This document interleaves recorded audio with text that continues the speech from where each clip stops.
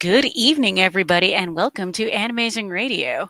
Our normal host, Doug, is not here this evening because he's out working on the railroad. So I'm your host for the evening, Angela Rose. And apparently, Darren is dead again and may or may not be joining us later, but I am joined with our very special guest for this evening, cosplayer Bread Bite. So I'm going to pass it over to you. Why don't you tell us a little bit about yourself, like where you're from, recent conventions you've been at, upcoming plans, etc. Hi. Yes. Hi. My name is Lainey, or Bread Bite, or Bread Bite, depending on which app you're on. I'm an upstate New York cosplayer. I've been cosplaying for roughly about 3 years now. Recently, I was just at Saratoga Comic Con. I was helping out with the cosplay booth with some other wonderful cosplayers, Curling Cosplays and James Cosplays, and then West as well. But it was a really great, really cool experience, and I really enjoyed it. We got to help out so many people. And then my next cosplay is going to be next year, February 8th, Utica Anime Fest. And there I will be actually guesting and judging the cosplay contest. So super excited for that. I was a guest and judge for the previous convention at Utica Anime Fest, and I really enjoyed it. It was a super cool experience. And then next year as well, I do have quite a list of conventions. I am still tweaking some of the ones I plan to attend, but after Utica Anime Fest, I do also plan to be at Katsucon as well.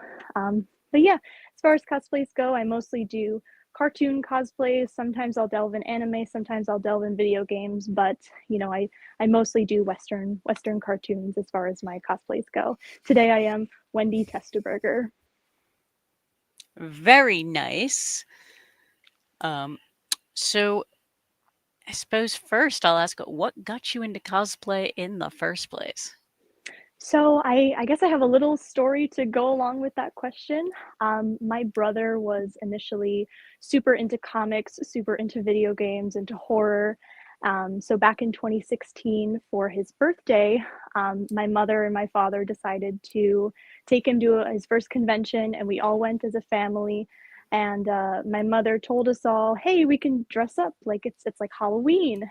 And I was super excited because I loved Halloween. I loved dressing up, and I decided to pick out a werewolf costume, a regular teenage girl werewolf costume. And my brother was the Joker. My mom was Freddy Krueger. And we went, and I saw all of these people dressed as comic book characters and Vocaloid characters and Love Live characters. And I just realized this entire world that I just was introduced to, and I was amazed and I was hooked right from the start. Um, and yeah, but it was mostly my brother who got me there. And out of all of the cosplays you've done, what was your favorite? Oh, that's such a difficult question. It's like asking which kid is your favorite. You really can't. I think my favorite cosplay would have to be my Plankton cosplay. Plankton from SpongeBob. I'm sort of on a personal mission to cosplay every SpongeBob character, but Plankton was the first character that I ever, first cosplay rather, that I installed LEDs on. And there's LEDs throughout the entire coat. The fanny pack has movable LEDs on it, so I think it's really cool. And I actually entered a competition with that cosplay, and it won Best in Show. And it was my first ever cosplay award in that cosplay, so it really does hold a special place in my heart. And I just love the character Plankton, so definitely that would have to be my favorite. Yep. No, I totally understand that. One of my favorite cosplays is, in fact, one of the characters, or an anime character that I just completely adore. And now, do you do a lot of competitions, or? So I really, the only place that I've competed so far is Saratoga Comic Con. Next year, my personal goal is to compete more in other conventions as well. This year's just been pretty busy for me, so I haven't really had too much time to be crafting, which is a little upsetting because I do love crafting. But next year I do plan to do more competitions and to really further my skill because that's what I enjoy the most. Indeed, and yeah, no, and a lot of the competitions you can meet a lot of talented cosplayers, most of whom are insanely awesome and will actually they love to people we've talked to on the show who do compete love to actually network with other people and share ideas and Yeah, and all it's of that. awesome. Yeah, and I always get so inspired every time that I either see a competition or enter one.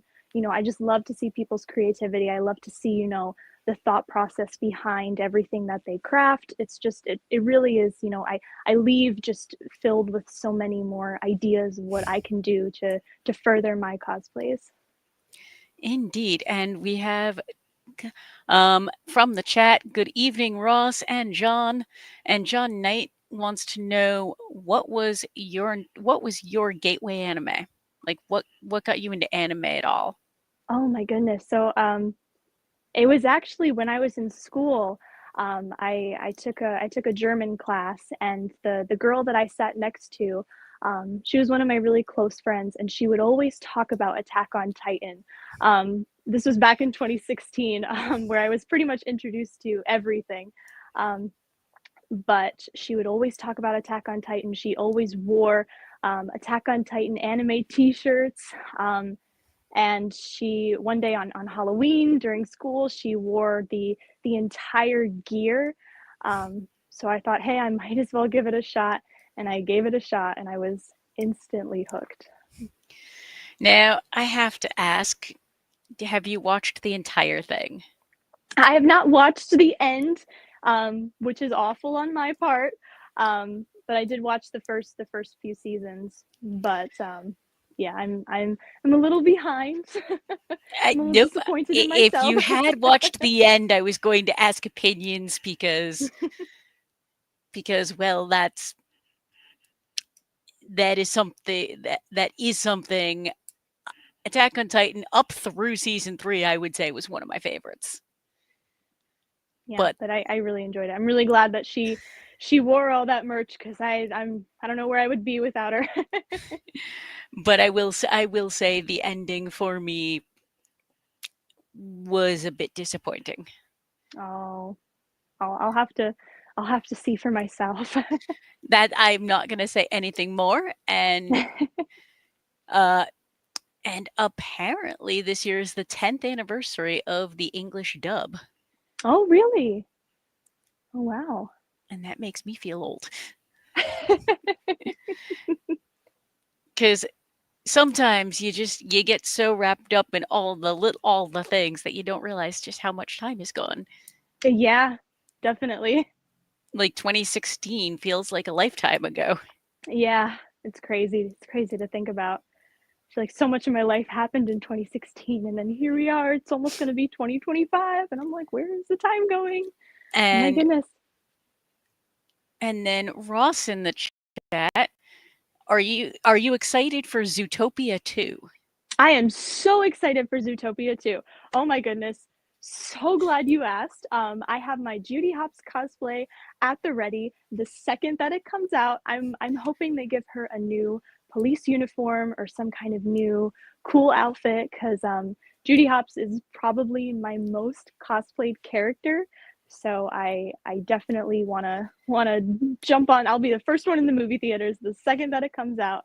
But I've been hearing so much speculation, of, oh, it's going to come out this year, this year, this year. So I'm really happy that we finally have, a solidified general amount of time as to when it will come out. I don't know if it's 2025. I'm not sure what month it is or when they plan to put it out, but I did hear news a while back that they were officially doing it. So very excited for Yeah, that. I hear so much entertainment news and then it seems like every other week there's something announced and then oh, that's delayed because of Yes. this, that, or the other thing. Yes. Yeah.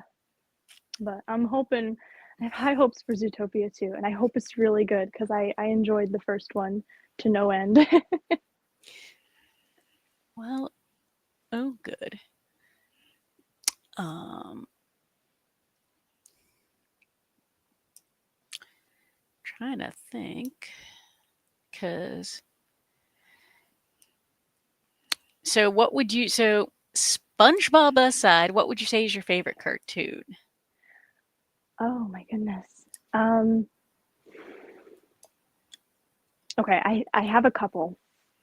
So Adventure Time holds a special place in my heart. Um, I especially love the later seasons of Adventure Time. Although I have yet to watch Fiona and Cake this series, um, but I definitely loved Adventure Time. I have a lot of the princesses on my cosplay list, and oh my goodness, Courage the Cowardly Dog, probably my top favorite. Um, oh boy, this is this is hard. This is really hard. Uh, the Amazing World of Gumball, I love. Um, Family Guy, I really love. Um, I grew up watching Family Guy. Probably not great for a young kid to watch Family Guy, but I loved it. I was hooked. I think it's really funny. Seth MacFarlane is a genius. Um,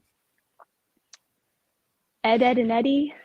I'll just keep listing cartoons unless you stop me. Okay, so now we've got comments in the chat. None your business agrees with you, and then about Adventure Time, and then says doesn't get nearly enough conversation time. Oh, absolutely. I just Um, it's so well done. I love it so much, and it's so charming as well. and then Ross says, "I want to know if I'm the only one here who remembers the Nickelodeon show Chalk Zone." Oh, I don't Ross, think I've heard of Chalk Zone. I don't know that one either.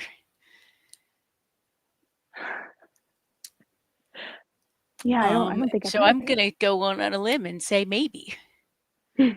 Um, and then John Knight, with all of the anniversary dates, and January 31st of 2025 marks the 25th anniversary of Family Guy.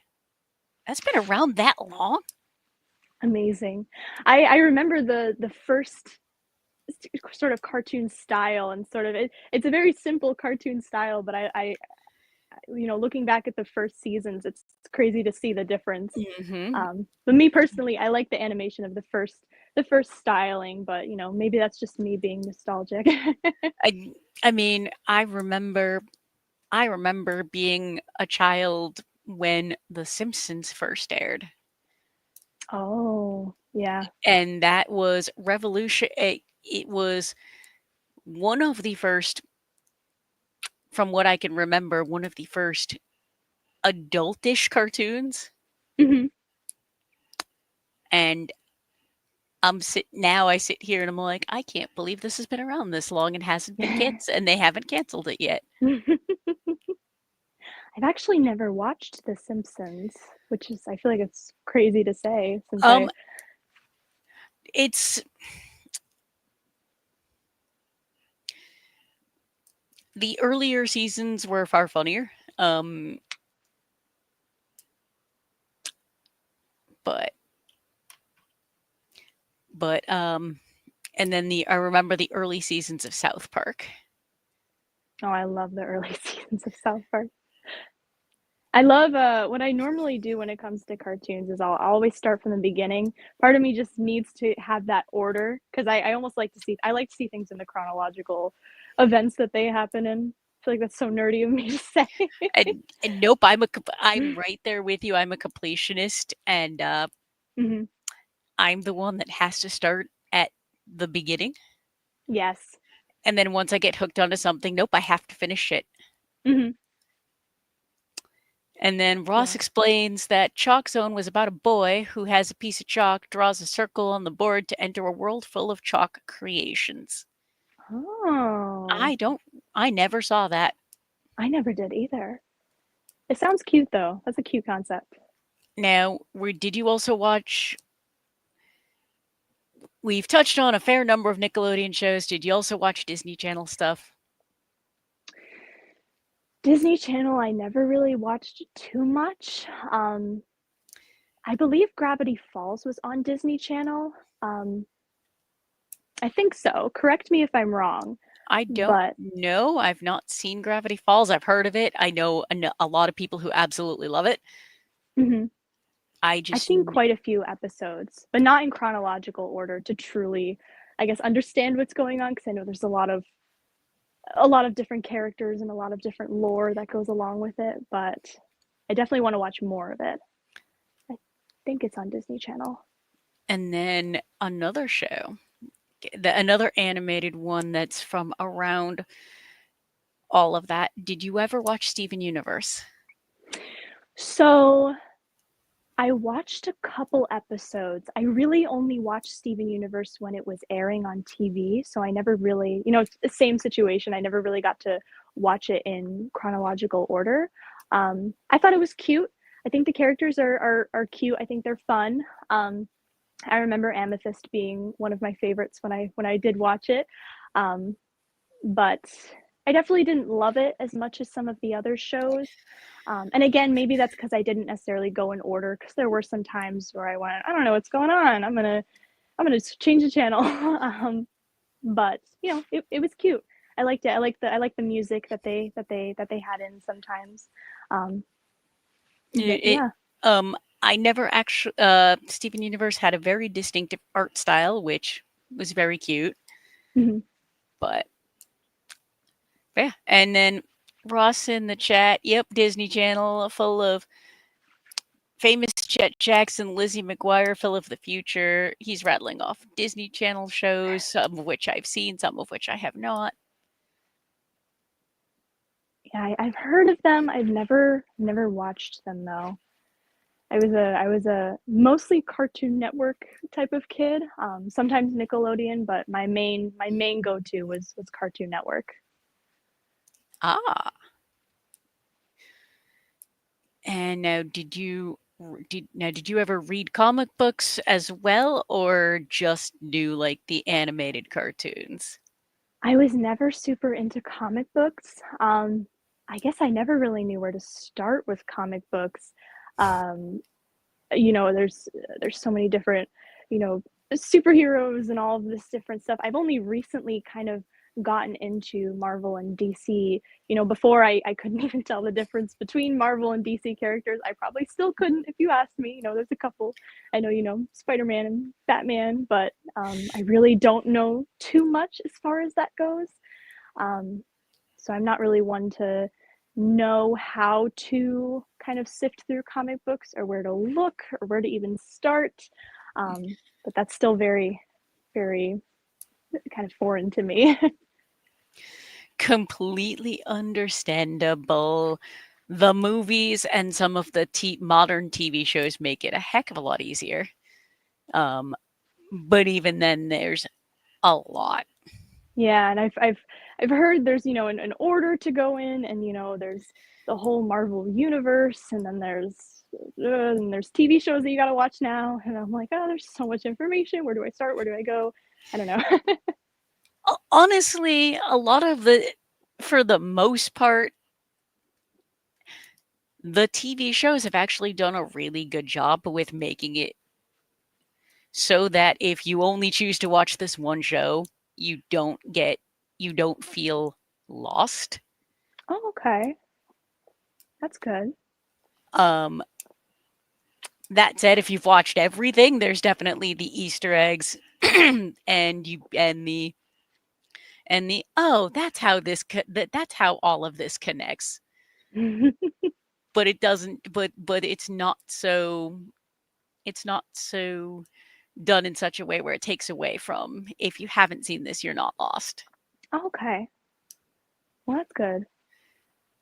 And It's really then good. and then John Knight from the chat says, Have you watched the anime My Hero Academia?" I have watched My Hero Academia. I am not finished with My Hero Academia. Recently, I actually at this previous Saratoga Comic Con, I cosplayed Ochako Uraraka. Um, which was a super fun cosplay to work on. I made these very big boots, stepped in a mud puddle with them on, so have to try to scrub that out. But yes, I do really love My Hero Academia. I'm trying to finish it here and there when I have the time, um, but yeah, I really like it. I know the movie just came out. I'm not sure when, but it was recent. But I didn't get a chance to see that. But yeah, I'm Same. hoping to finish it too soon. No, I've actually watched the series. I know the movie that was out recently we didn't catch. Mhm. And the next season will be the last. Oh, so I've heard. I gotta get caught up soon. Um but no, they've actually done I actually that's one that I've actually enjoyed, and I know Doug and Darren would actually, if they were here, would give me a hard time for that. I think it's fun. I really like it. Exactly. The It's characters are fun. very lovable. And then speaking of Cartoon Network, says Ross, this year celebrates the 24th anniversary of the Cartoon Network animated adaptation of the Christmas song Grandma Got Run Over by a Reindeer. Ah! Eh, That's Now, awesome. have you, now how far do you, I'll start part one. How far do you travel for a convention? So the farthest I've traveled for a convention would be KatsuCon, in Washington, D.C. So about an 8-hour drive, 6 to 8 hours drive, depending on traffic.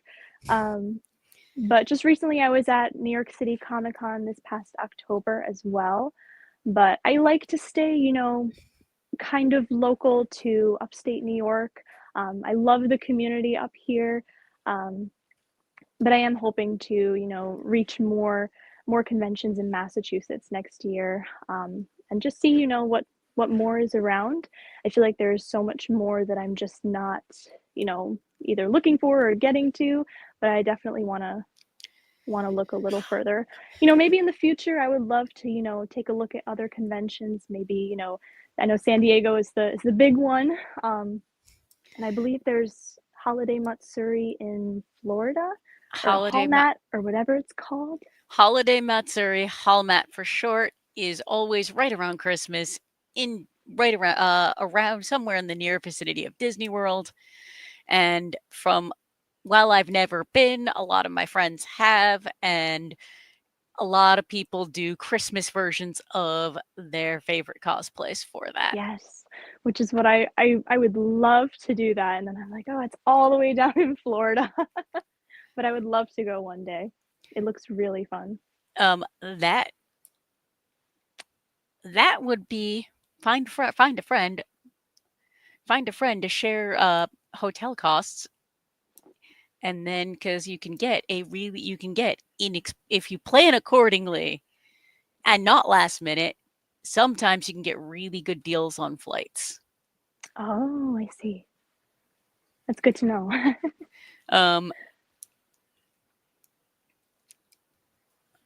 but that's because I've done my share of long drives for conventions, and then once I hit a certain age, I was just like, nope, I'm gonna fly, take and then either rent a car or take an Uber, Hmm. That's easy. or throw money at my friends that did drive and be like, "Hey, come get me. I will happily throw money at you." Happily throw money and take a nap in the back seat while you do all the driving. Oh no, if I was the one driving, if I didn't fly, I would be the one behind the wheel because I can't sleep in a moving vehicle. Oh, really? That's all I ever do. Nope, I'm the one that if I and I'm one of the worst. I was the one driving, like, one of the last long drives I did for a convention was we drove from Massachusetts to Colossal Con out in Ohio, Oh, and due to extenuating circumstances, I did 90% of the drive back by myself. Wow. And but and but adventure. And now we're getting anime questions directed from the chat. Did you hear that the anime Aran-san, I think I'm pronouncing that correctly, is getting a season 2? Ross, I don't know about that. Iron Sun? I don't know about that one. And then John in the chat is asking if you've seen the anime My Happy Marriage. I have not. I have not seen either one of those anime. Um, I honestly haven't heard of them. My Happy Marriage is on Netflix and is a Okay. really, really adorable. It's a good it's a good romance, if Oh, that's your thing. And I don't know cute. the one I'll have to Ross check is it out. talking about.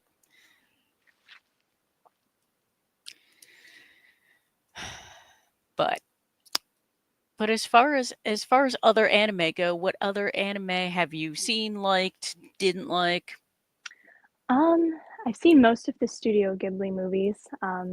They're definitely some of my favorites. Whenever I need to have a good cry, I always put one on. Every single one of the Studio Ghibli movies has made me successfully cry in the last 10 minutes. Castle in the Sky is probably one of my favorites. I feel like I definitely have to throw that one out there. um, I've seen Chainsaw Man as well. I did like it. I cosplayed Pochita as well. Um, I should bring that cosplay back. I definitely really liked doing it. Um, as far as other anime, I haven't watched too many. I mean, I've seen Demon Slayer as well. I really enjoyed it. I haven't seen the recent seasons. I watched the season with Tengen. I did not watch the recent one with Mitsuri. Um, not doing too good with my anime watching. I will admit. And then Ross in the chat says Up on Poppy Hill is his favorite Ghibli movie. Oh, that one's cute. That one I haven't seen. It's cute. There's a little bit of a weird twist in there, um, but it is cute. But all Ghibli movies are very cute. I really liked Porco Rosso as well. Spirited And then Away, I think everyone enjoys. definitely. I did get to see the newest one. I got to see in theaters. Oh, the Boy and the Heron. Yep. Yes, I saw that one too. It was And really good. I I absolutely loved that. The English casting on that was perfection. It was phenomenal. Didn't Robert Pattinson voice the Heron? I believe he did. I know he was in there, and I didn't realize that until I saw the credits, and I was like, "Wait, what?" But now I'm looking that up because that cast was just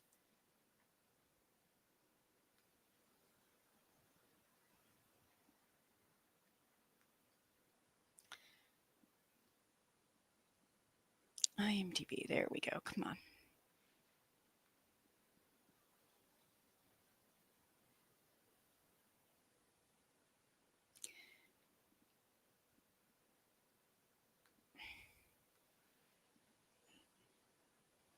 Robert Pattinson was the Heron, Yes, and I, super good. apparently Mark Hamill was in there as well, which I did not Oh, remember. really?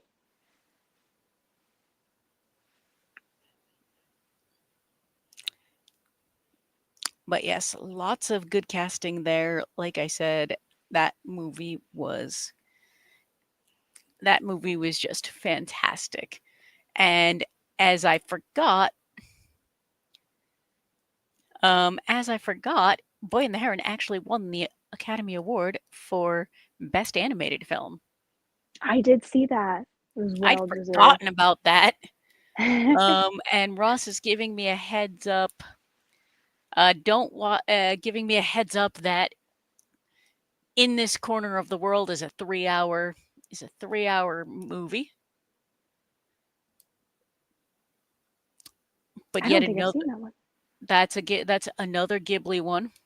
But it's apparently a 3 hour Okay. movie. Story, theme, and animation were nice, but it's a long movie. Oh, I Ross, see. I've done my share of long movies. That's a mood.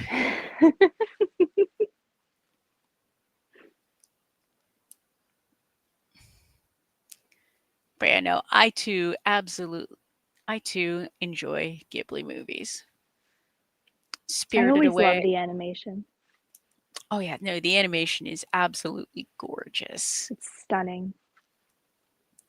Now, I'm going to ask, as far as animation goes, do you prefer like the old school traditional 2D animation, or are you more a fan of like the newer 3D kind of Pixar style?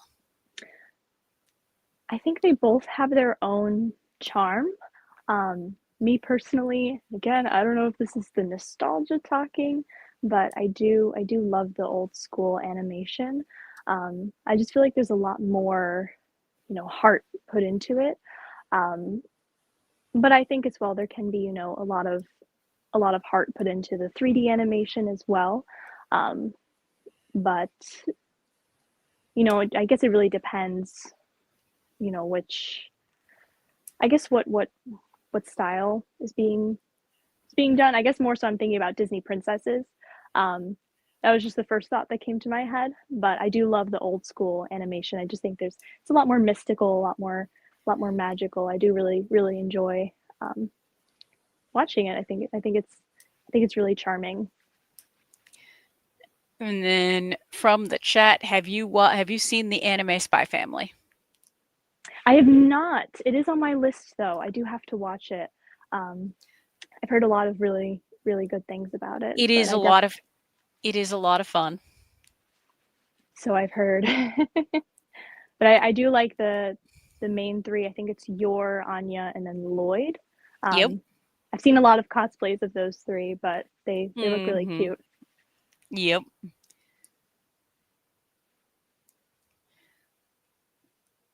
Wait a minute. And then Ross is giving us a movie summary of In This Corner of the World. A spirited 18-year-old woman is married off to a man she barely knows and must soon adjust to the struggles of living in Hiroshima during World War II. That sounds like it could be a really well done movie, and also really sad, and also will probably make me cry like Grave of the Fireflies did. I was just about to say Grave of the Fireflies. Oh my goodness, that one. I didn't get over Grave of the Fireflies for a very long time. I'm nervous to rewatch it, Um, but it was so uh, well done. Grave of the Fireflies was a watch for me. That was my introduction to Ghibli. I was in college, and my friends decided we were watching this, It's quite and the introduction. and it was something.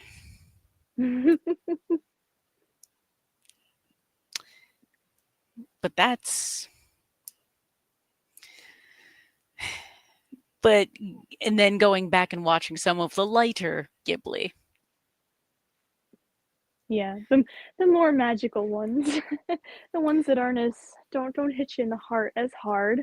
Yep. But And then now another did you watch this anime question? A Sign of Affection, which is one of my recent favorites. It's another really good slice of life. oh, I've not watched that one. I'm horrible at my anime as of recently. I I have, life I have to get sometimes back. life sometimes gets in the way, It sure does. and especially this time of the year with holidays and all the things. hmm Definitely. And I'll pose this to the chat as well. How was everybody's Thanksgiving?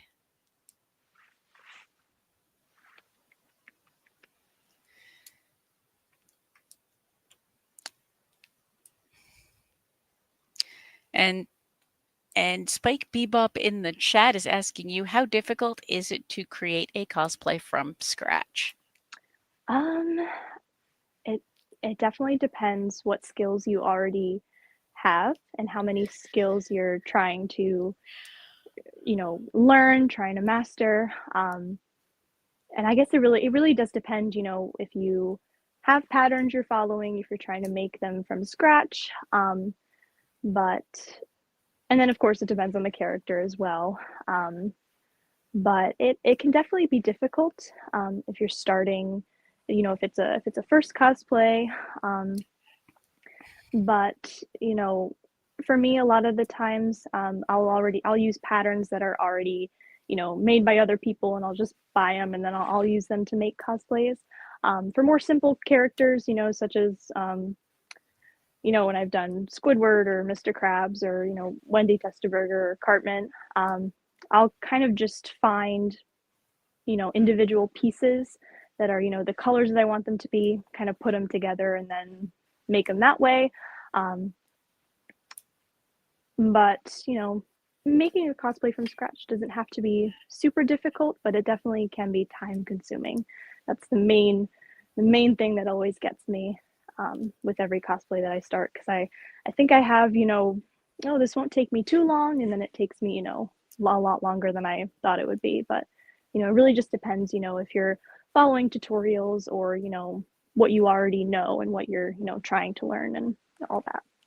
And Spike says they're just getting started into cosplay, currently cosplaying characters that mostly wear suits, and then maybe when they're ready, Genshin Impact. Oh, yeah, no, that's awesome. Um, Genshin Impact, I've seen a lot of the character designs, and they're definitely super super intricate. But I do know a lot of people have tutorials as far as making all of those intricate pieces go. But one thing that I've seen with a lot of Genshin Impact characters is they always have like these crazy wigs going on.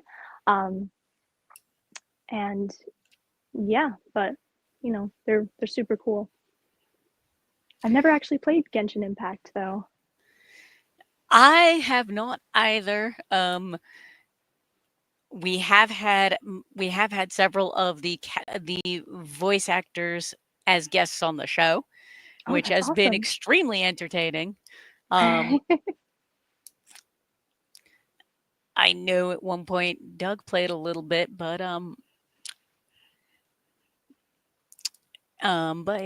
Um, and and now Ross is channeling the energy of everybody and asking, "Have you seen the anime reincarnated as a vending machine?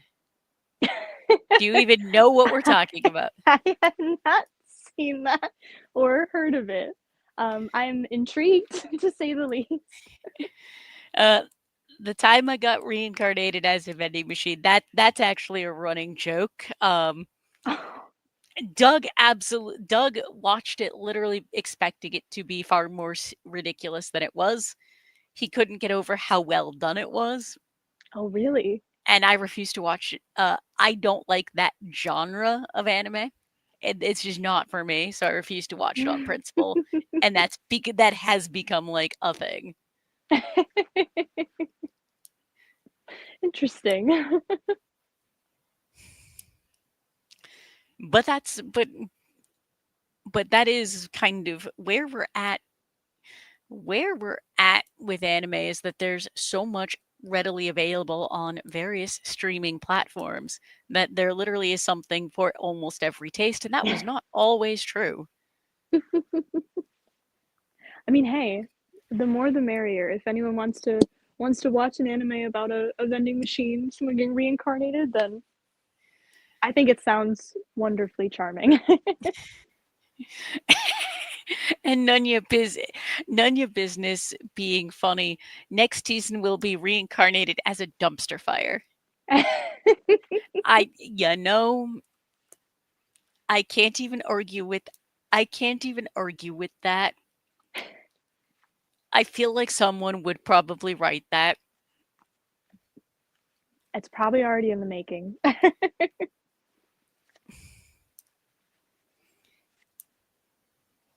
And that is and John hit the nail on the head. Uh, Extrapolating, "It's not for me," means that something is not suitable or appealing to the speaker, essentially saying that they don't like it or find it personally relevant. And that is actually fairly accurate. Because we all have things we like and don't like as far as media, but that doesn't necessarily intrinsically mean something is good or bad. Because media, like any art, is completely subjective, and what you may find absolutely amazing, I might just find as meh, and vice versa. That's very true.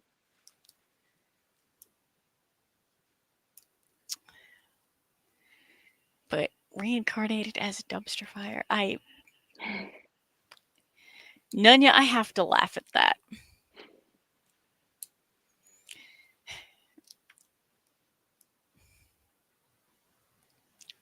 Now,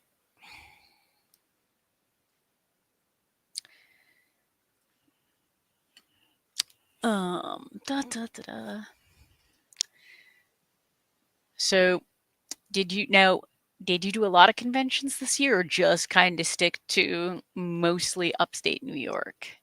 Um, this year, oh, I gotta go back to the beginning. Um, I did Utica Anime Fest. I did upstate New York has a convention called Fandom Fest in Proctor's. I did both Saratoga Comic Cons, so that's pretty upstate. I did do 1 day of KatsuCon. Um, from that day, I was absolutely hooked. I do love the artist alley in KatsuCon. It's the biggest that I've ever seen, and it's amazing. Um, um, I wasn't able to do Anime NYC this year. Um, I went the previous year, and it was really awesome. I really liked that as well. But this year, this past October, I did New York City Comic Con, and yeah, I think that was pretty much all of the conventions that I did. So So, pretty much local to upstate New York. so why only 1 day of Katsu when it's so far away? You know what? You're right about that. The second day we went to the Washington D.C. Zoo, so I that was definitely a mistake on my part. Oh no, Although I do love the zoo. um, I having done a bunch of stuff around DC, taking the time to do touristy things in DC, always a good time. yes, no, but But that's just more of a I needed to see that panda. there is nothing wrong with that. It's just more of a huh. Only 1 day at Katsu when you drove for 8 hours. Yeah, you're right. um, Now, did you but guys get weekend badges or just a day so badge? we got the weekend badge. I don't think we necessarily knew how long we were planning on staying there, but it did just happen to be for the 1 day. And then we saw the zoo. So, yeah, but next time will be different. We're planning to go for I think it's 2 or 3 days. I don't think we've decided fully yet. Um, but yeah, I will once I have that decided then. um, Absolutely. Um,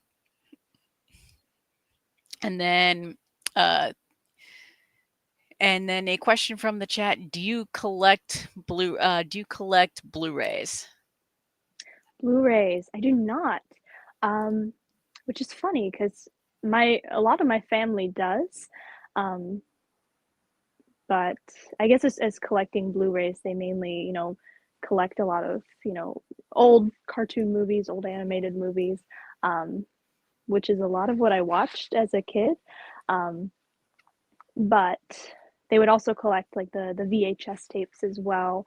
um, which was really neat. I always, when I was bored as a kid, I would always, read all of the VHS tapes. But me personally, I don't collect Blu-rays. I see them a lot in conventions, but I've never started a collection of my own.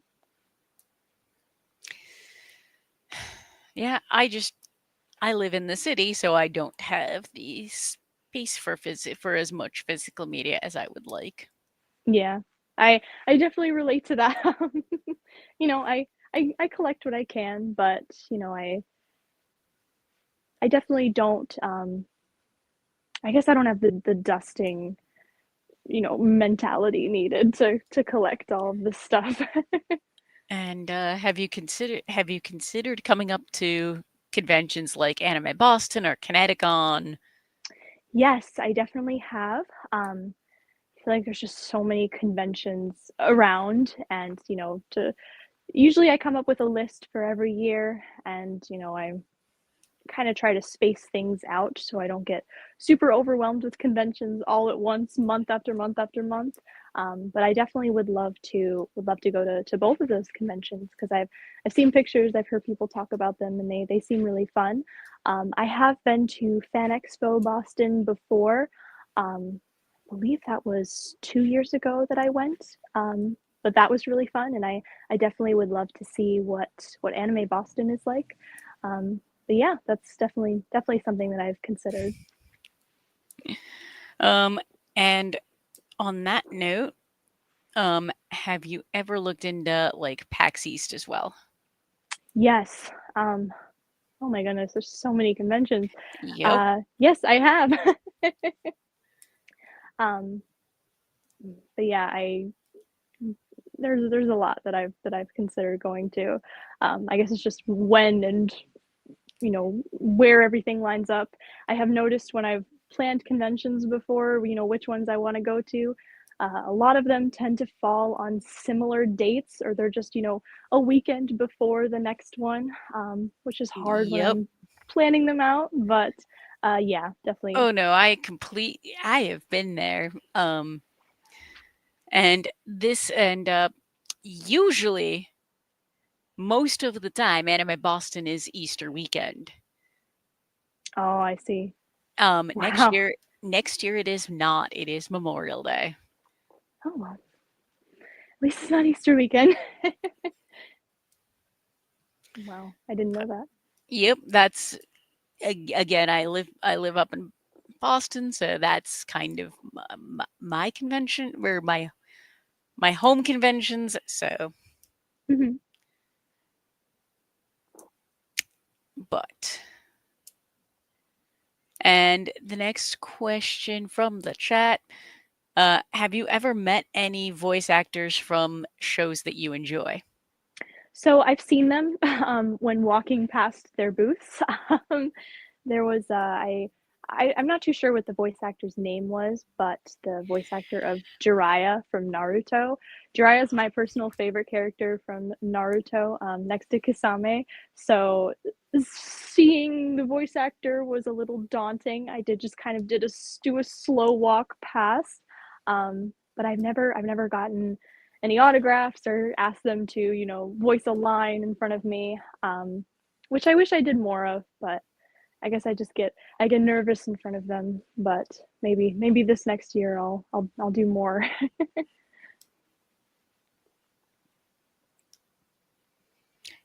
Yeah, no.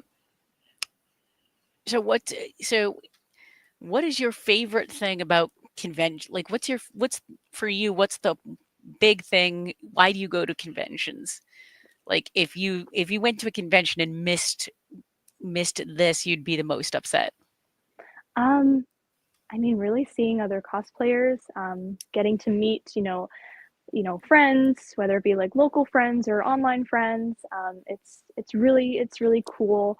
I love to see what people bring to conventions. Some people will bring these massive costumes, and it's just so cool to see. It's one of my favorite things that I love about New York City Comic Con because people always bring their biggest and craziest props, and it's just so cool to see. And I love to meet people. I love to talk to other cosplayers. it's just really cool. It's really fun. Um, and second to that would probably be seeing the artist alley. Um, that's always where I lose the most money, but it's worth it in the end. I always just love to see artists and artists that I follow online, and to just see their booths, see them selling their work. It's just really cool. It's really cool to see, and yeah, it's just really cool to meet people. Agreed. And John Knight has pointed out that David Loge is the voice of Jiraiya in Naruto. David Lowe's. Next time I see him, I'll have to say hello or have him say something as Jiraiya. But he's, yeah, my favorite character. Indeed. Um, you mentioned being up for now you've done anime conventions as well as Comic Cons. Um, I suppose one, do you notice a difference in the different conventions? I do. So I guess I'm going to use Anime NYC and New York City Comic Con as an example. New York City Comic Con, I've noticed it's far more corporate compared to Anime NYC. I feel like I guess they both have their levels of corporate to them. But Anime NYC, I've noticed there's more smaller series, more artists. Whereas New York City Comic Con always has the big giant displays of this Crunchyroll and all these great big companies, which isn't a bad thing. I definitely always love seeing them. I love seeing the giant Luffy statue or blow up or balloon or whatever it is walking into New York City Comic Con. Um, but I also do love to see the smaller series, the smaller artists. But I love them both. And do things like that when you're going through at the end of one year planning out what events you're going to go to the next year, do things like that play a part? Do you choose like so many bigger events versus smaller events? I would say so. Yeah. I think I tend to choose more smaller events over the bigger events just because I like the sense of community. You get to talk to people longer. Any if I did talk to voice actors, I would be able to talk to them a little longer than I would, as far as bigger conventions go, where everything's just kind of move, move, move. Let's go this way. Get in line, wait in line. Enter. But I do also enjoy, the bigger conventions. I just think I prefer the smaller ones more just because I think there's, again, just a better opportunity to be able to, stop and speak to people and, make friends. Whereas the big convention just seems very, it's crowded, it's rushed, it's, people have, their own personal schedules as to where they got to be at a certain time. But, but yeah. Yeah, and that's actually something we've talked about, just the different types of conventions, the different size of conventions, and how for some people the really large conventions can be a little too overwhelming, Yes, definitely. especially if you're not prepared for it. Oh yeah, that's Um, crazy. New York Comic Con is not an event I've ever been to, um, but it's kind of a bucket list thing. But it's so It's expensive and so hard to get into that yes. we'll see. Yes. It definitely can be costly.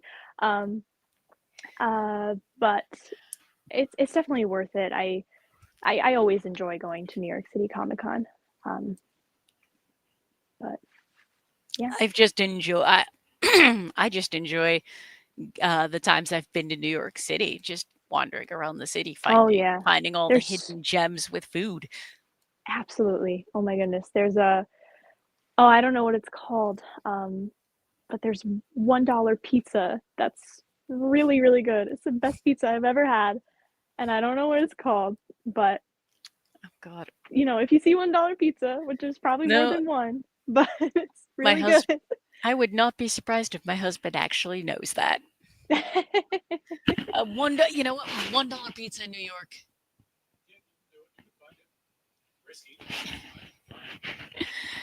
He's confirming that yes, it exists. It's there, but it's really good. Best pizza I've ever had, and I don't know if I'll be able to find it ever again. Maybe I will. I hope I will, because I can't eat pizza normally anymore. And that is what New York City does that with food. Hmm. Definitely. Then again, one of my last trips to New York City was specifically so we could go to a Japanese food hall in Brooklyn Oh, that we saw on YouTube. was it good? It was. That's awesome. Yeah, I always love the food in New York City. I don't think I've ever been. Nope, that's a lie. I have been to bad New York City food places, but the majority are very good. It's like anywhere else in the world. You win some, you lose some. Yes, that's true. And sometimes the cheapest food is literally the best. Yes. Oh, absolutely. But trying to now there's a lot you said now you listed off a bunch of like upstate New York anime and comic cons. Now, even just with the smaller, more local cons, do you notice a difference between the anime conventions and the comic cons? So a lot of the it's a little bit of a tricky question. Just because I feel like a lot of the upstate New York conventions, there's not necessarily a clear difference between the anime conventions or the Comic Con conventions. Um, a lot of the conventions that I go to in upstate New York, it's a lot of the same vendors, a lot of, the same, you know, I guess type of voice actors. You have, uh, there's a lot of, Power Rangers actors, and a lot of, anime voice actors. But then there's also a lot of, comic book, professional comic book artists. There's people selling comic books. There's people selling, anime merch. There's a huge variety as far as pretty much all of the upstate New York conventions go. I don't think I've ever, besides Albany Comic Con, which is pretty much only comic book, comic related.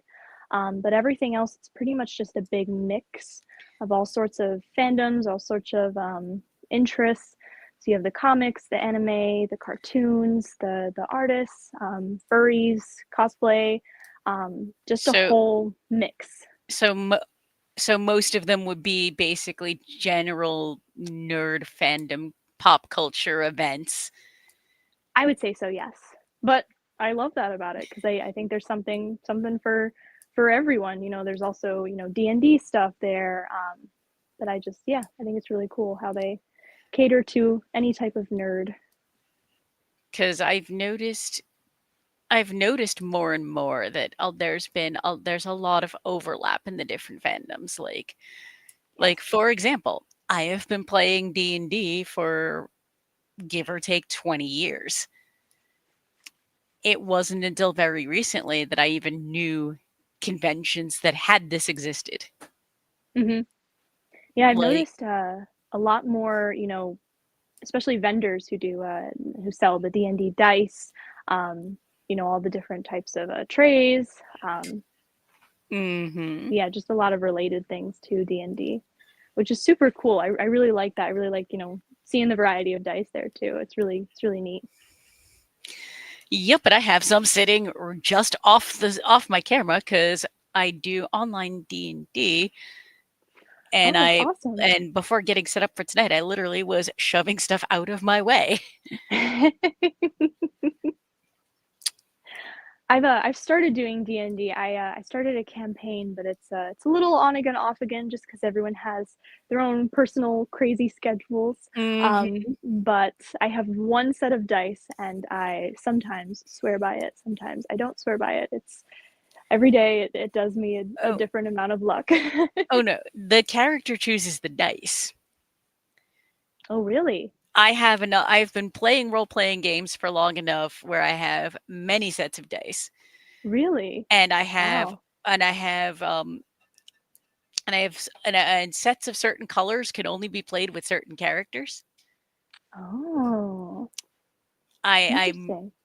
and I'm being very superstitious, but that is very true. Like I have a set of dice literally that look like that are designed to look like fireballs. Ooh, And wow. actually, those are here. And I'm going to show these were a birthday present somebody bought me at PAX one year. Oh, wow. But I tried rolling those with a character that could not use magic whatsoever and could not roll higher than a 5 the entire night. Oh, no. Oh my goodness. How Swap many D&D characters have you played throughout your entire 20 Oh years? god. Dozens if not 100. Wow. And that's not and I'm probably not even accounting for one shots at conventions. But Incredible. currently active it's 4. Granted, most of those games, only one of those is weekly. Most of those are like once a month. Oh, I see. Still a lot of characters. A Oh lot of yeah, character sheets. and multiple groups. And I literally have I have a folder on my desktop that is literally labeled D&D stuff. That is digital character sheets with the name, and then notes with who the GM is, story points. I mean, hey, that's great to have, especially with all those campaigns. Wow. Um, I have also for one shot campaigns. I've also done the thing um where I've taken like for one shots I took like one of my favorite anime characters and went, how do I build this as a D&D character? Because the theme of the night was a battle royale, last man standing. Ooh, that So I sounds just fun. built an anime character and it was online. So for the little icon, I used the character that I had pulled the inspiration from, and Mhm. only half the group recognized the character. And and the reactions were quite fun.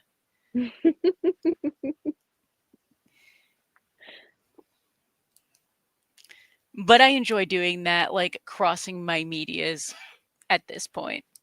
Mhm. And Ross says, question for me. Um, uh, Ross, Beastars is not a show I've ever actually seen. I I don't I've heard of it, never actually watched it. I've watched the first season of Beastars. Apparently the final season starts soon. Oh. But yeah, we're actually coming up on the end of one season of like for the seasonal anime. We're starting to wind down one season and new stuff starts in January. As Very exciting. opposed as opposed to conventional American TV where seasons I don't even know how they because it used to be where a season for American stuff would start in September and then run through May with reruns all summer. I don't know if that is still the case. Not too sure. Really just watch whenever they come out. I Yeah, I guess I know. never paid attention to the season's timing. Um, and then since I don't have cable, we just watch everything on streaming. It's I do the more of same. a it's more of a I keep up or we watch stuff when we watch stuff, and I Mhm. do my best to avoid spoilers. Yes. I know recently, Arcane, the second season came out, and I've been trying very hard to dodge spoilers because the episodes are very long, and I'm trying my best to get through it. But I definitely I love Arcane, so I'm trying to dodge those spoilers as best I can. I've heard nothing but good things, never actually watched it. Have you played League of Legends? I've never played League of Legends, so I don't know too much about that. I've seen the some of the character designs for it, um, Mhm. but I've never actually played it before. And having watched Arcane, have you considered cosplaying from it? I definitely have. I think there are some really cool characters with some really cool props that look very fun to craft. I've thought of cosplaying Caitlyn. I kind of did a quick cosplay of Caitlyn a little while ago, probably over a year ago. Um, but she's Mhm.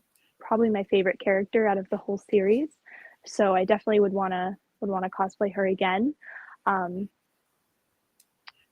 Jinx looks really cool as well. I definitely don't know how I would go about those super long braids that she has, but I definitely love her design. I love all the characters' designs. I think they look super, super cool.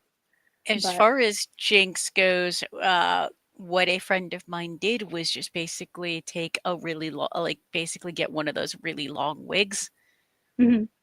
and just basically Oh, did the braids, and then and then hairsprayed the hell out of it so that the braids stayed. seems easy enough. However, with that much hair, that was a very heavy wig. Seems like it. Oh my goodness. I would definitely need quite a lot of bobby pins to hold that in place. Now, have you done a lot of wigs, or do you try and stick with characters where you don't have to wear wigs? So I've never cosplayed a character where I didn't have to wear a wig. Then again, even if I do have to wear a wig that would be the same color as my natural hair, I still choose to put a wig on top. I think it really elevates the character. I think it also is kind of easier to match the intense makeup with a wig on, and it's just easier to, I guess, kind of keep it styled how you want to. Um, but as far as what I want to do for next year, I kind of want to do more of the wigs where they hold their big cartoonish shape.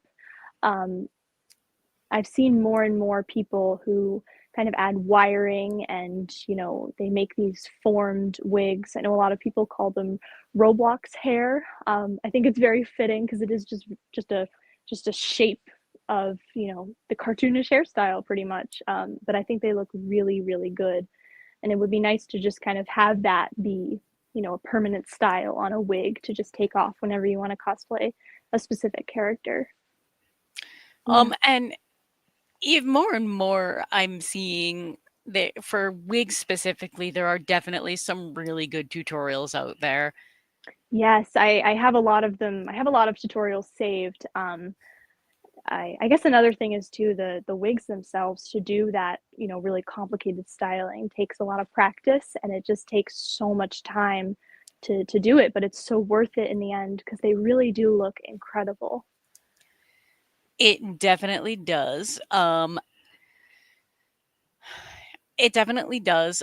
And definitely there's I mean, in various convention and cosplay Facebook groups, there's always debates over which wig company has the best, depending on what you're looking for, and the resources are there if you know where to look. Right. Yeah.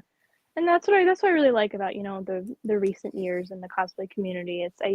I like the accessibility to all these tutorials and all these people talking about their experiences, because I know the shaped wigs, people were doing them uh, back when I was kind of looking into cosplay a little more back in 2017 2018. But it was mostly just for sale, or if you wanted a tutorial, here, buy it, bless you. Thank um, you. but I like now how it's kind of more widely done by a lot of people, and you can kind of easily access that sort of tutorial. And there's a lot of people who are going about it in different ways as well. Um, so if one way is a little too challenging or it takes too long, you can always find someone who does it a little differently to achieve a similar look, which I really like. And then another thing, um, I know that there's I know that some cosplayers mentioned being part of like Discord servers filled with other cosplayers where they'll just talk about like swapping advice and basically do video chats where they'll all be like working on their own projects. Oh, that's really cool. I don't have Discord myself, but that I that's really really neat actually. No, for me, Discord is all more for my D&D. I'm in multiple Discords for my different D&D games, but Discord is one of those. It's like anything else, a double-edged sword. I see. But social media is like that. Yeah, definitely. And then what? And then from the chat, we've got some comments. For anyone who's a fan of English dubs, that they're in all likelihood we're going to see some delays on the English dubs because the studios will likely give the staff some vacation time anything that between Christmas Eve and New Year's Day, which is to be expected. We hope that everyone gets time off to be with family and whatnot, or loved ones if they're choosing. Yeah, And definitely. subsequently, delays in content. And we have touched on this before. We have touched on this occasionally, and during the holiday time, we always kind of bring this up. Um, as far as cartoons and other animated content you have partaken, what show would you say has the best like holiday themed episode? Thanksgiving, Christmas, New Year? Um, Because some shows love to do stuff like that. yeah, definitely. Oh, I'm so biased, but the one that instantly comes to mind is going to be SpongeBob as far as the holiday episodes. Um, I think they're very cute. I think they're very charming. I'm so biased in saying that, um, but I have to say SpongeBob as far as the holiday ones go. As far as any sort of Thanksgiving, I don't recall seeing any Thanksgiving themed episodes. Um, besides like South Park and Family Guy. But as far as any animes go, I don't recall seeing any Thanksgiving themed. Anime does not because they don't. Thanksgiving is a very American holiday. Right, yeah. And I will say that was actually very, very jarring. I was in Japan at the end of October.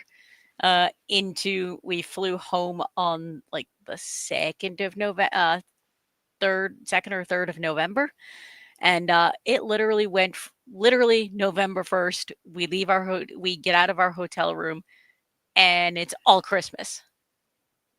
Oh, And I'm just like, it's too early for Christmas, but here I'm so used to Christmas stuff not going up until right around Thanksgiving. But they don't right. celebrate Thanksgiving, so it makes sense. Hmm. It was just not something not used to. And Ross is pointing out that Nickelodeon's Hey Arnold back in the 90s did a Thanksgiving episode. Oh, okay. Interesting. But given how much you enjoy SpongeBob, did you actually watch the SpongeBob version of the Super Bowl when they did that a couple years ago? I did not. I I actually am not too.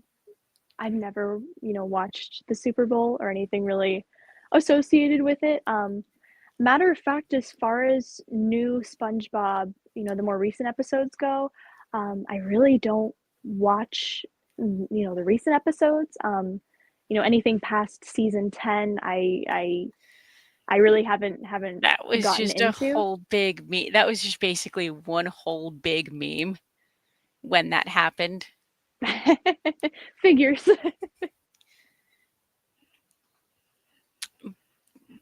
So I had to ask.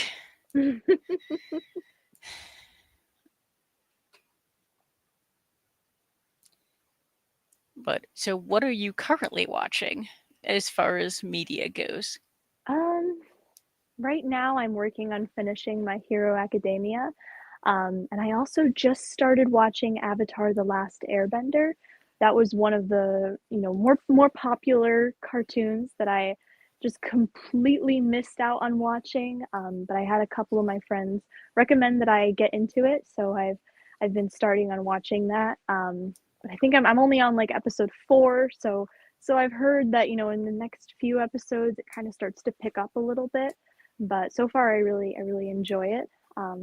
But yeah, that's pretty much and then Arcane as well. But I fit in an episode where I can, just because they are so long. But Mm-hmm. yeah, that's pretty much what I've been watching. But recently, as well, as far as movies go, I've also been trying to squeeze in, because right now in the movies they had, just a row of movies I wanted to watch. So I went and I saw Wicked, Gladiator 2, and then Moana 2. So all of those are out of the way as far as my movie list goes.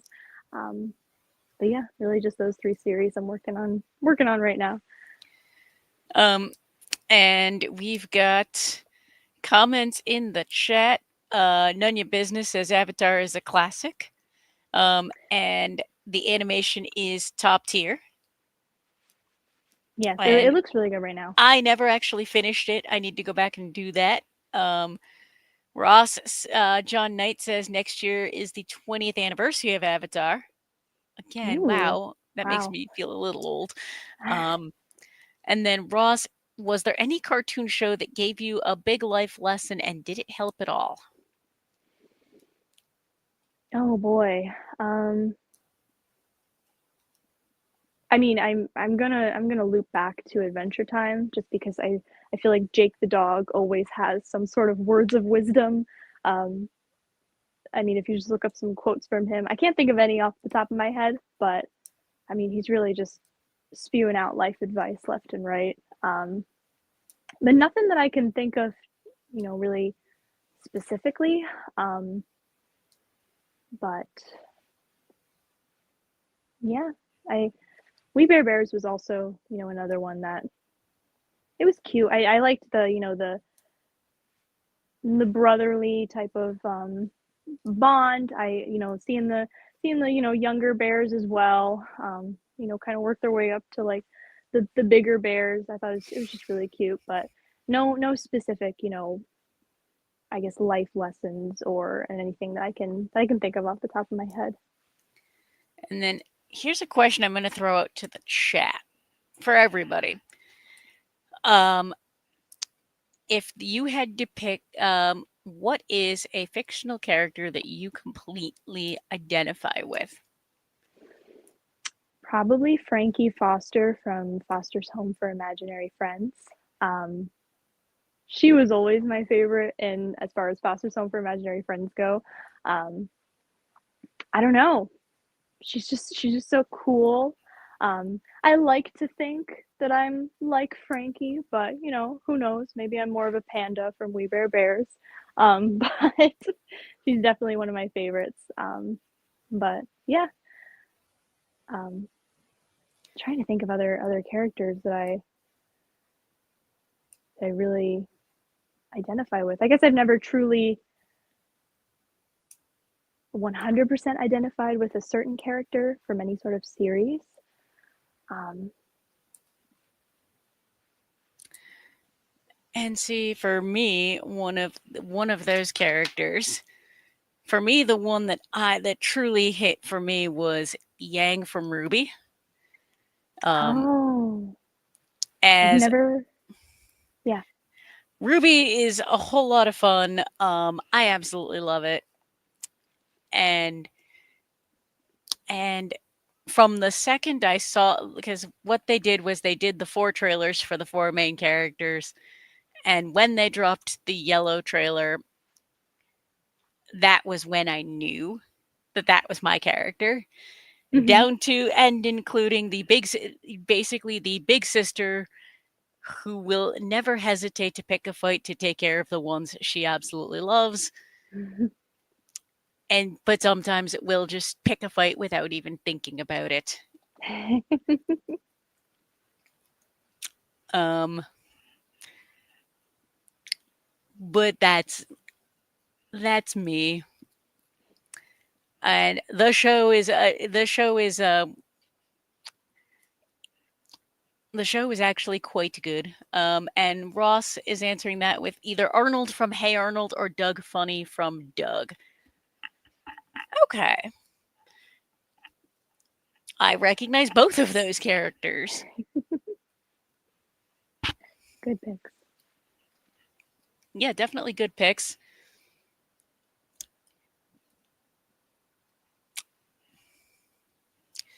But yeah, what now? Do you have now? A lot of people have those comfort shows that no matter like every so often they'll go back and do a rewatch, or when they need a good feel good show or a good cry. Do you have one of those comfort shows that you've watched way too many times but will always go back and rewatch? Oh my goodness, it has to be The Amazing World of Gumball. Um, I mean, I personally believe that's the funniest cartoon ever made. Um, I definitely really like that. Um, Total Drama Island as well. I really enjoy watching it. I'll throw it on in the background every now and then. Um, I really like the characters in that as well. I have a couple of those characters on my cosplay list, um, but I definitely really like that as well. Um, and yeah, I would say We Bare Bears as well. I adore We Bare Bears. Um, I think they're just so cute, and really just a feel good show. I've never been sad watching We Bare Bears. Hmm. But yeah. And then so as far as cosplay is concerned, what makes you or how do you have like an order of what cosplays you're going to do when, and how do you pick which ones you're going to do, and how do you prioritize which ones get done first? So usually when I make a cosplay order, I'll kind of stick with, really a couple at a time. So I'll really only do, three maximum. Um, so I kind of just sometimes I'll do it in order of, conventions. So I'll plan a cosplay for a certain convention to have it ready by this time. Um, but I found that that can be a little stressful just because the date seems to come up quicker than I would anticipate it to. Um, so it's really kind of, I guess from here on out, I want to kind of start by focusing on one cosplay and then just finish that and then come up with a new cosplay because, I have a list that's hundreds of characters long and I've started cosplays and I've put them on a shelf and I've never finished them. Um, and I definitely want to make a habit of finishing them and then moving on to the next one and then finishing that one. But right now, as far as my next cosplay goes, I really want to do a Princess Peach cosplay. Previously, I've done a Princess Daisy, but I kind of did a customized version, almost like a warrior. I called it Superstar Princess Daisy, um, where I had a bob-omb grenade belt. I had her Ooh. holding a staff with the question block cube, with the superstar power up on top. Um, and that was a super super fun cosplay to do. So I kind of want to do something like that, but Princess Peach. Um, but yeah, and then once I'm done with that, then I'll kind of move on to the next. But I've definitely made a bad habit of starting a cosplay, stopping halfway, and going, "Ooh, why don't I cosplay this character instead?" And then so the cycle continues. And then Now, do you now for I assume there's a lot of sewing involved. Um, do you hand sew? Do you have a machine? Oh, I have a machine. Um, hand sewing, hand sewing is good, for putting sleeves on for me. That's what I really use it for, or any sort of smaller detail. But as far as the whole costume goes, the base, I prefer to use a machine. Um, but it just goes by a lot faster. And yeah, but a lot of the times I'll for smaller bits, smaller details, then I'll throw out the needle and thread, but mostly the machine. And then on this note, have you played the Princess Peach Showtime game yet? I have not. I saw it. I didn't play it yet. It looks really cute. It looks really good. I've watched quite a few reviews on it, but I do plan to play it, and I've seen quite a few of her outfits, and I definitely want to cosplay her cowgirl outfit. I think it's really cute. And then have you now you mentioned Peach and Daisy. Have you also considered cosplaying Disney princesses? So I've thought about it. Um, I guess so there's two that I've considered cosplaying. Rapunzel from Tangled. Um, Now I've actually considered a concept of doing Rapunzel from Tangled, but sort of zombie apocalypse-esque type. I think it'd be really cool, almost have like a realistic looking gecko on my shoulder with the frying pan. I think that'd be really cool. And then more so on the Disney princess, keeping that wonder, keeping that magic. I've considered doing Cinderella, but before her transformation, so just in her regular apron, her regular, smock. I've considered doing that as well. Ooh. Now both of those are fantastic ideas. Um, no, and some of the more creative things I've seen up at Anime Boston was Disney princess mashups. Yes, I've seen a lot of them. I've seen a group who did Disney princesses like Warrior, and I thought they looked so cool. I think I saw it online though, but they looked really, really, really neat. And then um, now, are you a fan of Pokemon?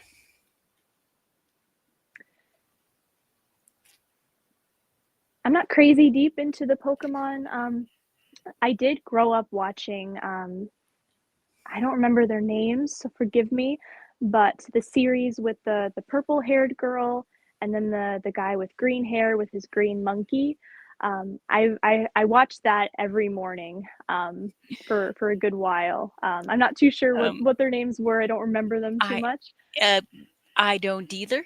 No, just Pokemon cosplay was really big for a while, and what there were a variety of groups that did like the evolutions on Oh a yes, I've seen theme. them. Hmm. My husband and some of his friends, what they did was they would call what they called gentleman eevees, where basically they each took an evolution and made it into a suit. Basically, did a suit, a hat. Most of them had hats, and then the correct color schemed accoutrement, and half of them had like stabs and canes. That's amazing. Gentleman Eevees. That's amazing. Oh, that's And then so None Your fun. Business points out it's a good thing Darren's not here for that because he's the one out of the three of us that absolutely loved Pokemon, watched the shows, played all the early games. I do not know a lot about Pokemon. I know what I've seen and heard from various other people, and Ross is saying it's either Jesse and James from Team Rocket or was it Cassidy and Butch? Ross, I have no idea.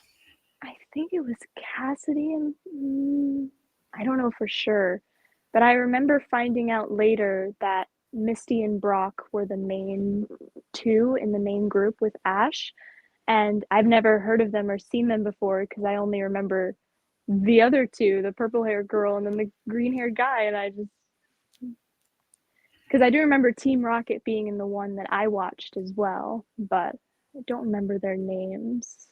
It might have been Caspian, I have no idea but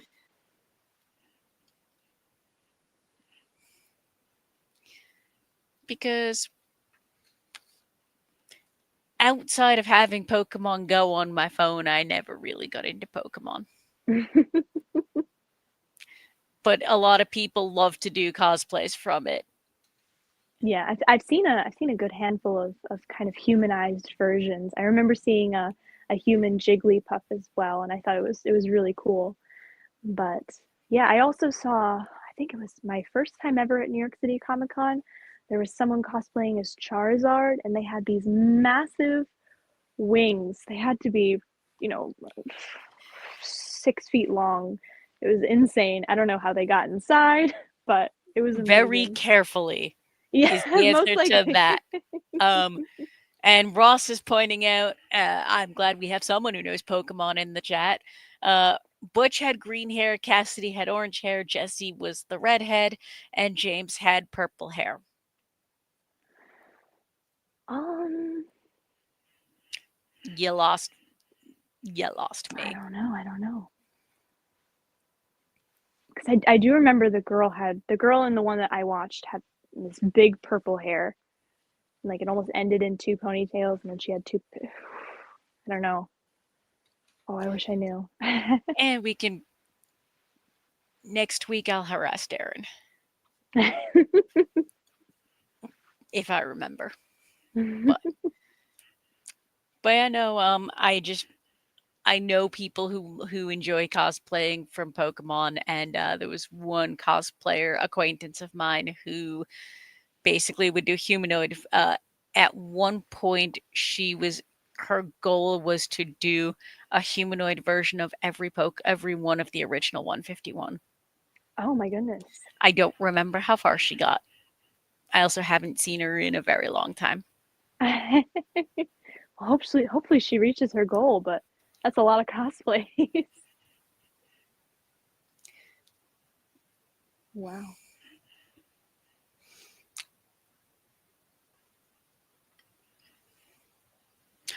Um,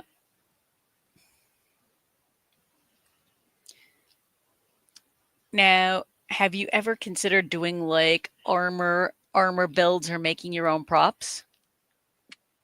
Yes. Um, I have made my own props before.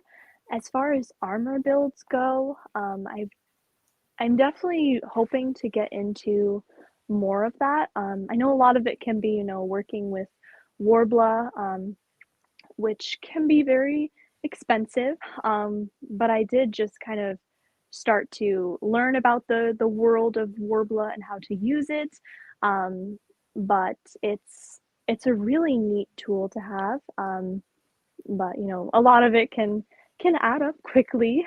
Um, but I was speaking to a friend of mine in the cosplay community, and they had an idea to do kind of a Powerpuff Girls group where all of them had armor, kind of warrior Powerpuff Girls, with these cool weapons. Um, but I think definitely that would be super cool to do something like that. Um, but yeah, I would definitely love to learn, kind of get into that armor building process. But yeah, I do know that some cosplayers basically run. I know that at some conventions there have been panels, basically what amounts to armor making 101, run by yes, cosplayers who hmm, have won competitions and whatnot. yeah, definitely. Um, and I've seen a lot of tutorials on them as well.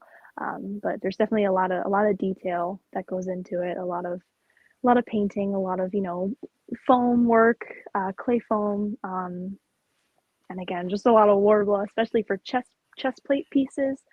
But yeah, that's definitely something that I wanna get into. And I suppose for the people that now, how do you budget for a cosplay? I don't. That's the wrong answer. And I'm not a very good example as far as budgeting goes. Um, but I really just kind of buy the pieces far out from each other, so I don't, I turn a blind eye. I don't know. I don't care to know how much this cosplay cost. I'll find out at the very end when I add the total together and I gasp in horror. Um, but it's really about using what you already have. If you've been cosplaying for a while, don't ignore the scrap foam pieces that you already have. Don't ignore the fabric that you already have. Use what you can.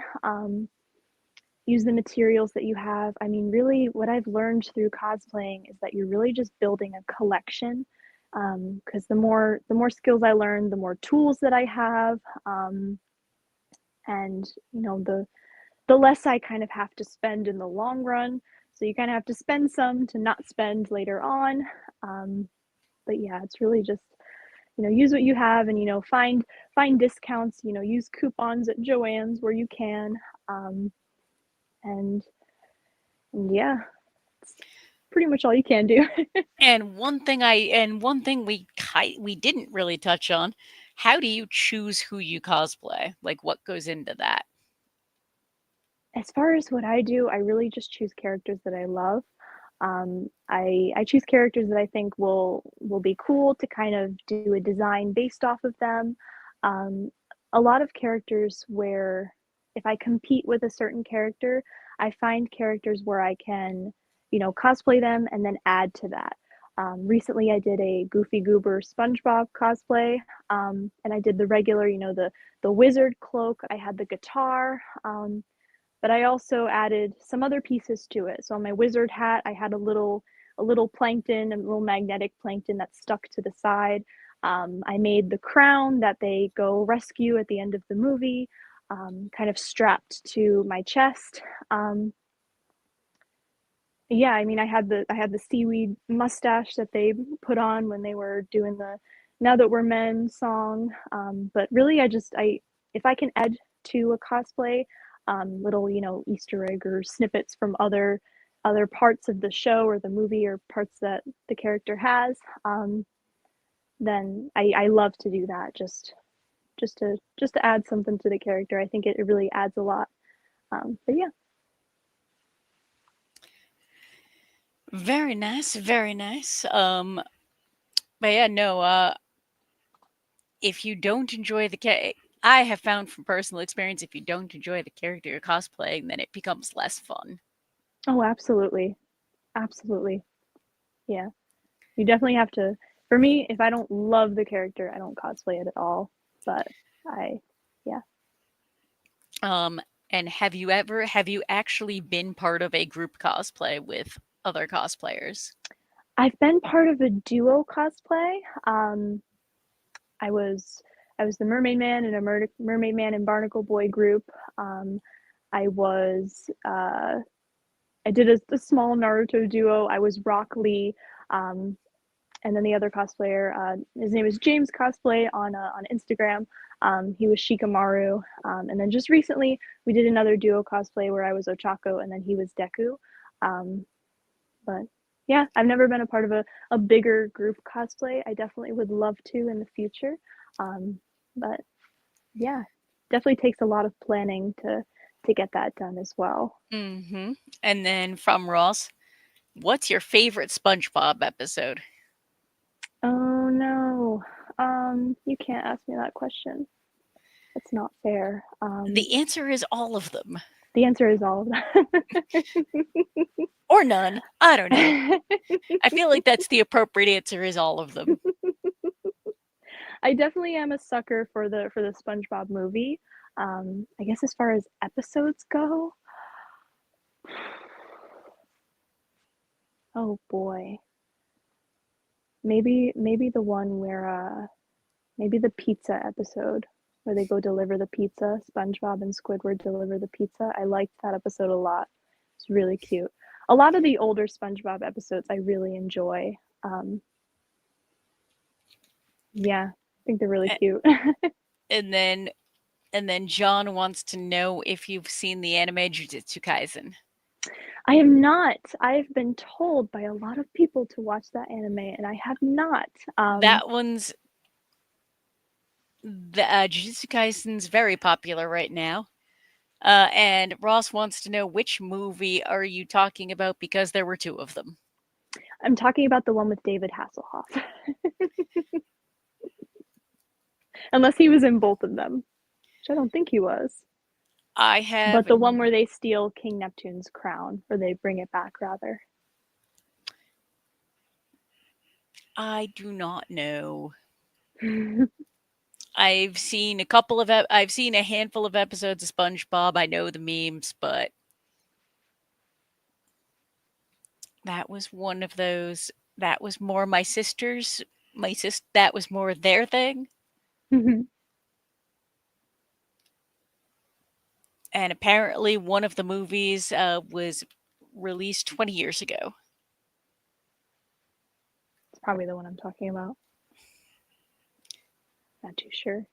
Okay. The one you're talking about is the first one. Apparently, the second one was titled "Sponge Out of Water." Yeah, the first one, the one where he's Goofy Goober SpongeBob. Well, all right.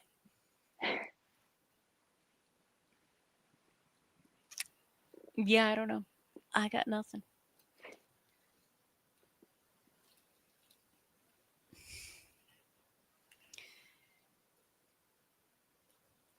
I just remember.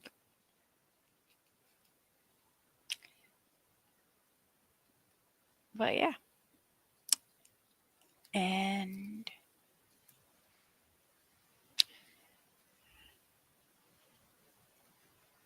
so, what else? What other upcoming like content, media, movies, content that are you looking forward to leading into next year? Um, I'll be honest, I don't really keep up too much with what comes out when. I kind of just, hear that it's coming out in the moment, and then I rush to watch it. Um, but yeah, I kind of just hear about it as it comes along. Um, but with the recent movies more specifically that I saw coming out, I didn't know until the moment they were in the theater. So then I ran to go see them. But I'm terrible at preparing for getting ready to And watch a series, watch a now, movie. I haven't seen the movie yet. I've seen the stage production. What did you think of Wicked? I liked Wicked a lot. Um, it was long, but I definitely really liked it. I think the music was fantastic. The ending was incredible. I won't say too much about that, but the ending was absolutely amazing. Cynthia has an incredible singing voice. Oh my goodness.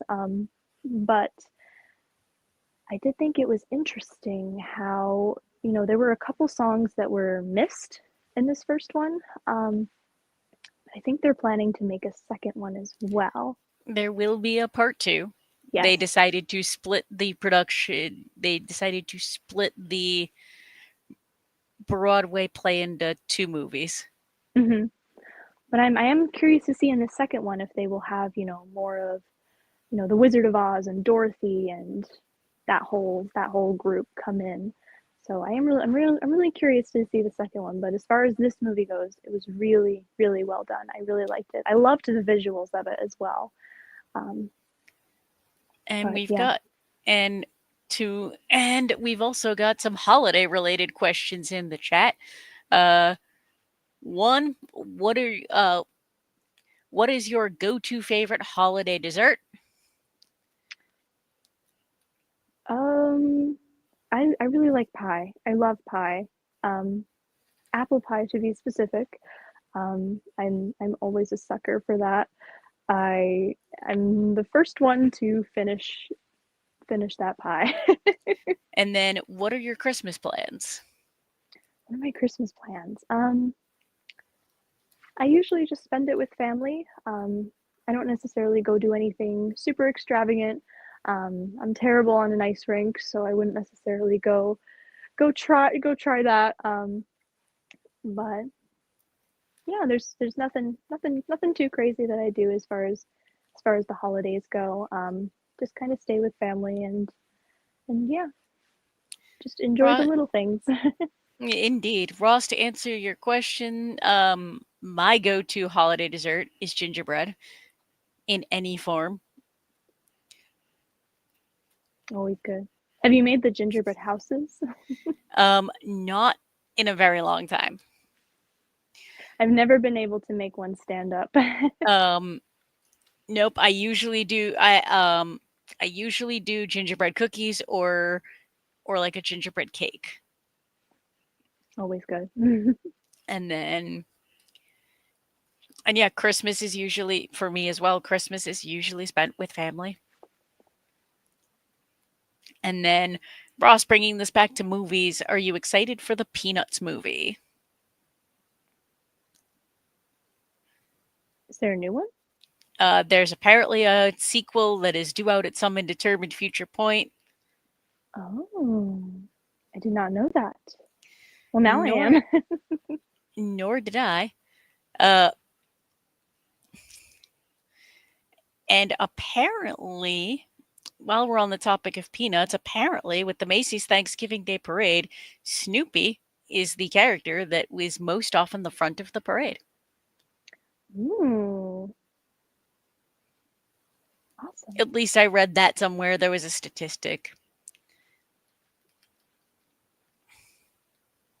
It's really neat.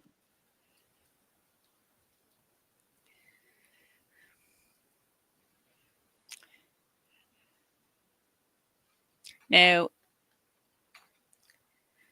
a podcast I listened to was talking about on they were talking about Thanksgiving and what their Thanksgiving meal looks like because every family's got different Thanksgiving traditions depending on where in the country you are at any given point.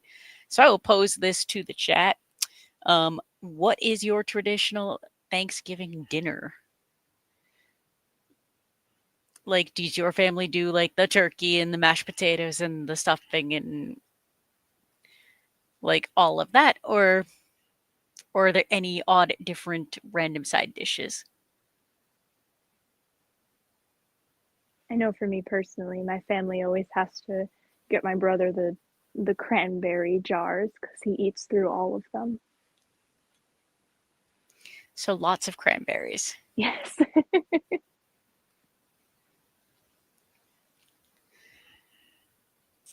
Any other little interesting family traditions when it comes to Thanksgiving dinner?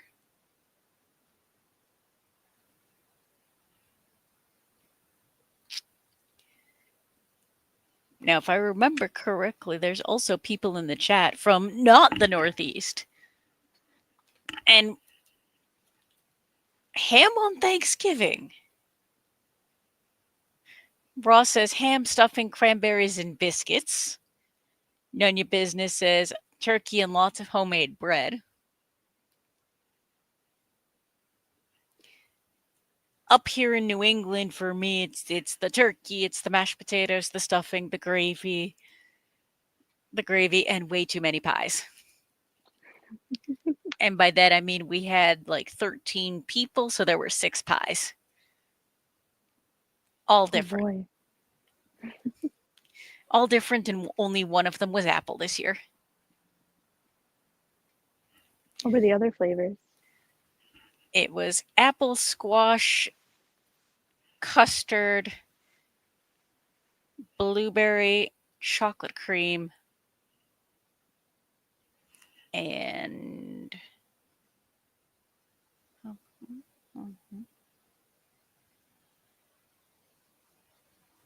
and banana cream.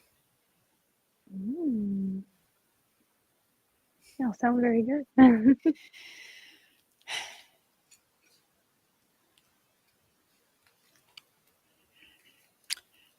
Pies are delight or But pies are good. Pies are delicious. Thanks. Ross says they try to reduce the amount of leftovers. Leftovers is kind of the point, though. Absolutely.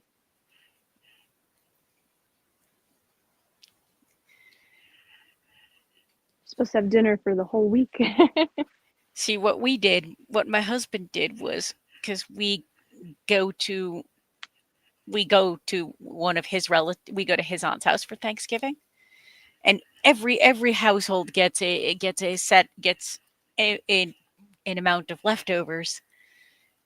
And what he did was he basically took our leftovers and made a basically a turkey dinner pot pie. Ooh, that's clever. Basically took a we bought a pie crust. He took that, put that in the bottom of the pie pan, loaded in literally all of the leftovers, got some extra gravy, poured that in, and then used the stuffing as in place of the top crust. Wow, that sounds really good. And it was. I was pleasantly surprised. Wow,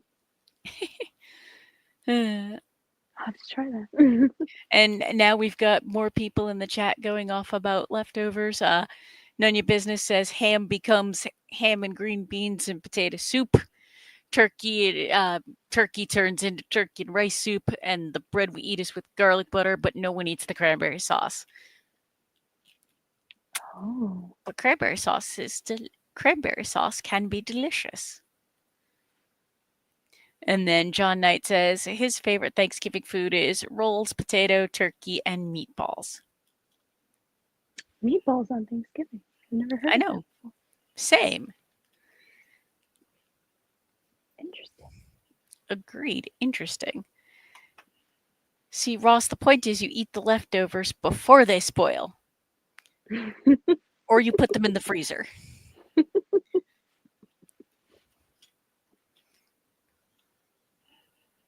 But yes, we've gone. Now, anime, and don't forget the best holiday rolls are Red Lobster. I don't know if I agree with that, but sure. Now,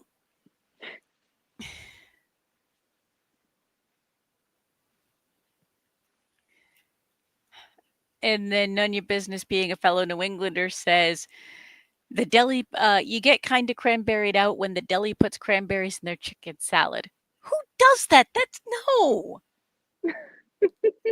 Just no. That's cranberries in a chicken salad. Now, mind you, I'm not a huge fan of chicken salad.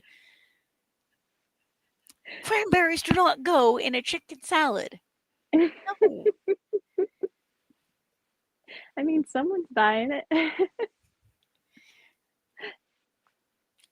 That would, and apparently that's Stop and Shop that does that. Okay, now I have even more reason not to go there. Uh,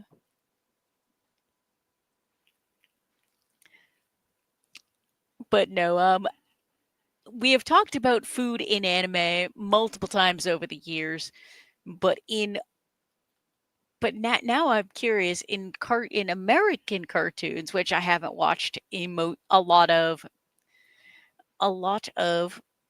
Are there any good food? Is there any like good food that stands out? Hmm.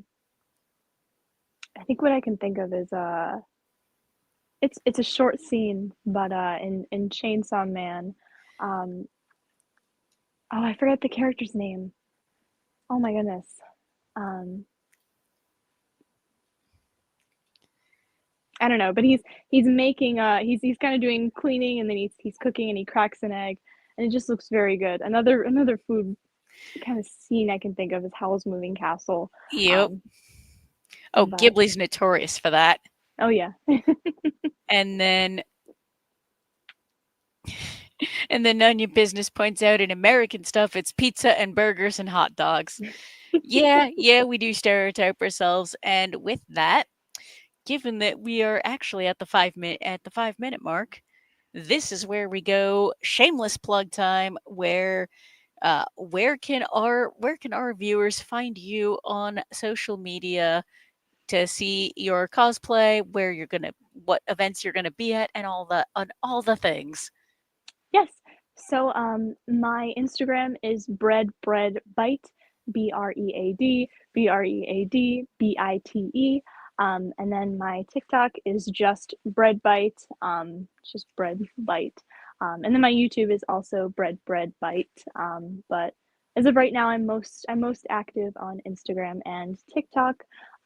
So yeah, and I do most of my updates on Instagram, as far as what events I'm going to.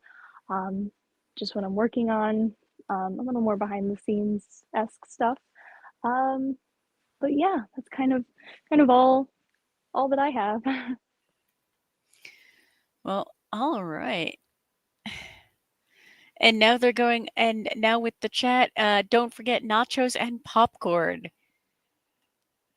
Th- Nachos and popcorn are delicious, but not together.